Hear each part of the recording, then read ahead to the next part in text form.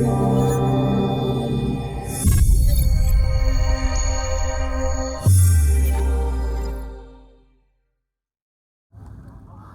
this week, just like every week for me, my Hydrowave always is a difference maker. Here at Lake Dardanelle, it's all about the shad. There was a shad spawn going on in the morning.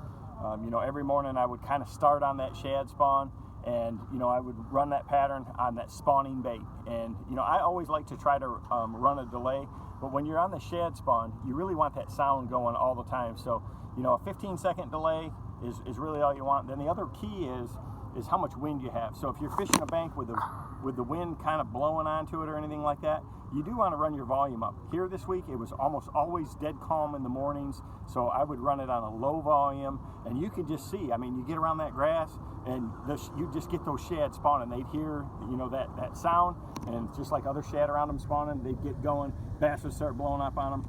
I caught several fish, especially today, on that shad spawn, where you just see one blow up right next to the boat, and you pitch over there and catch them. So once the sun got up and that shad spawn kind of slowed down, I like the delayed schooling pattern. The first day I caught my big string offshore, I was throwing a Strike King jerkbait. These fish were not relating to the bottom, and they were really relating to the shad.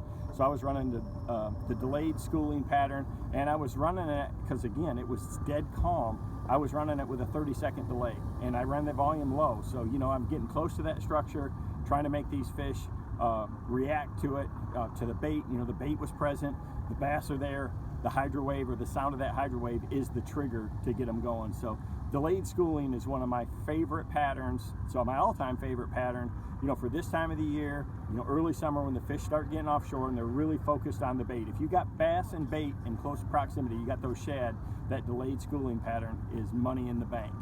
If you got a little more wind or you got a little more current, you can run your volume up. And you can play with the delays a little bit, but you definitely want that quiet time. You want that time where it's not going off. So I rarely run that on a continuous play. I want it on a 30-second delay, 45, or even a 60-second delay.